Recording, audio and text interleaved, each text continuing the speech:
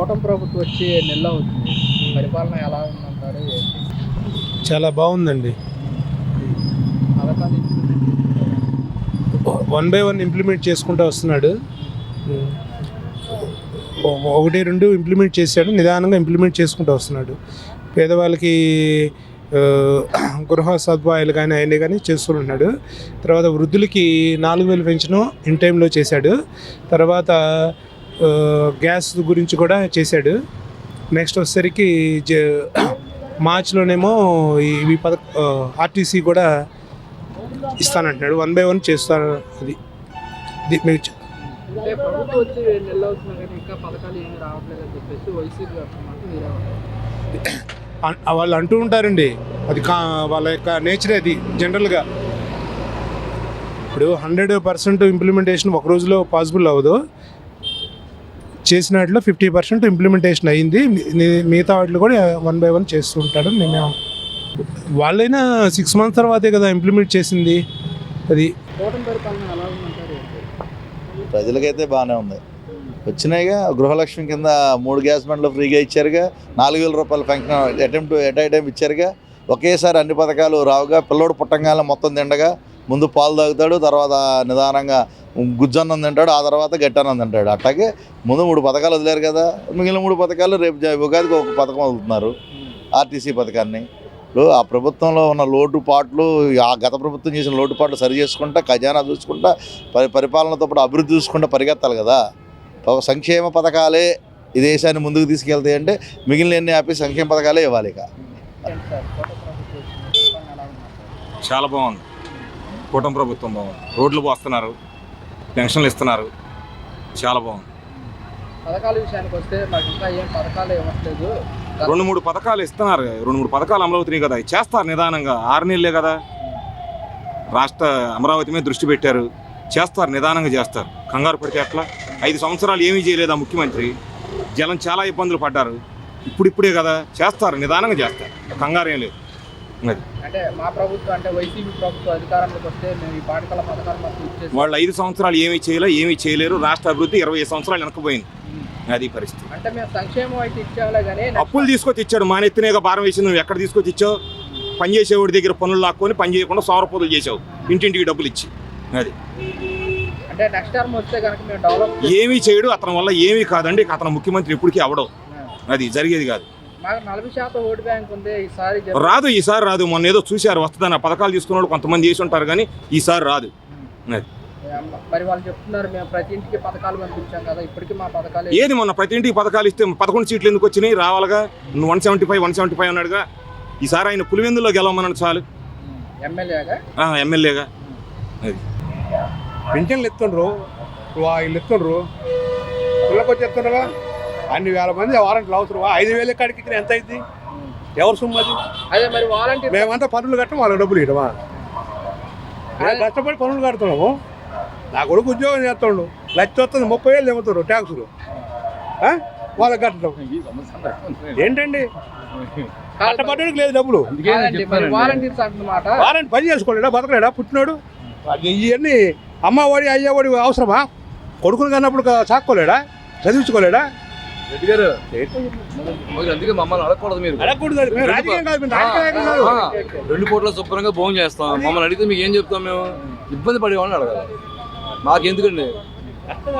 మాకేముండదు, కష్టం ఏం లేదు. జీవితంలో కష్టం అడగను. నేనేం చెప్తాను మీకు? కష్టపడుతున్నావు, సంపాదించి వాళ్ళకి ఇస్తాను, వీళ్ళు తీసుకొని వాళ్ళకి పంచుతాం. మరి వాలంటీర్స్ మమ్మల్ని కొనసాగిస్తామన్నారు. ఇప్పుడు కొనసాగిస్తామరా? నీ పని నువ్వు చేసుకోక, ఏదైనా వ్యాపారం చేసుకో, పని చేసుకో, పని చేసుకో.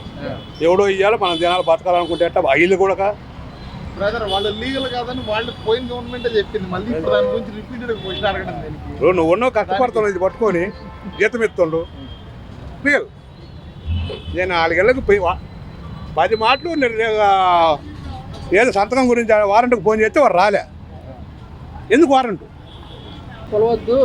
గత ప్రభుత్వంలో మేము చేసినట్టుగానే కొనసాగిస్తాం.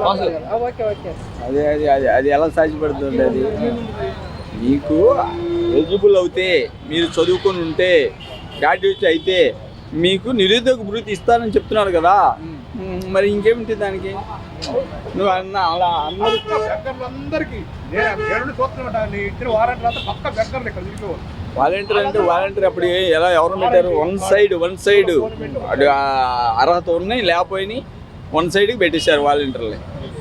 అంటే మేము పార్టీ చూడలేదు, మేము ఎవరన్నారు చెప్పండి. ఆ రోజు ఏ పార్టీ వాళ్ళు, టీడీపీ వాళ్ళు ఉన్నారా, వైసీపీ వాళ్ళు ఉన్నారా? చెప్పండి. అందరికి ఇచ్చామని చెప్తున్నారు. ఏది చెప్పటం వేరండి, అక్కడ జరగాల్సిన ప్రాసెస్ వేరు. చెప్పండి. ఎవరు మా ఊరు ఉన్నారు, మా ఊళ్ళో ఎవరో ఇక్కడ టీడీపీలో వాలంటీర్ ఉన్నారు చెప్పండి. చదివాడు, డిగ్రీ చదివాడు, కొట్లో పని చేసుకుంటాడు, వారంటీ చేయట్లే, 10,000 20,000 చేసిపోయి ఏదండి వైసీపీ వన్ సైడ్ వైసీపీ కార్యకర్తలే ఉన్నారు, టీడీపీ వాళ్ళు ఎవరు లేరు. ఏ పార్టీ వారంటీ ఏంటి? ఎవరి కోసం వారంటీ? ఎందుకయ్యా రాజకీయ రంగు పులవద్దు అంటాం కారణం ఇప్పుడు అంటాం ఎందుకు? ఆ రోజు ఏమైంది మరి? అది వాళ్ళు రాజకీయ దురుద్దేశం తప్పితే జనరల్గా మాట్లాడదాం కాదు. ఏదోటి ఒక అధికారం వలన వాళ్ళ మీద ఏదోటి కాల్చి చేయాలనే ఉద్దేశం తప్పితే వేరే ఉద్దేశం ఏం లేదు. చంద్రబాబు నాయుడు గారు చాలా స్పష్టంగా చెప్తున్నారు, అమరావతి పూర్తి చేసి ప్రజలకు అంకితం చేస్తామని. మీకు ఎలా అనిపిస్తుంది? చేస్తాడని నేను అనుకుంటున్నానండి. 100% ఇంప్లిమెంటేషన్ అవుతుంది, కానీ టైం టేకెన్.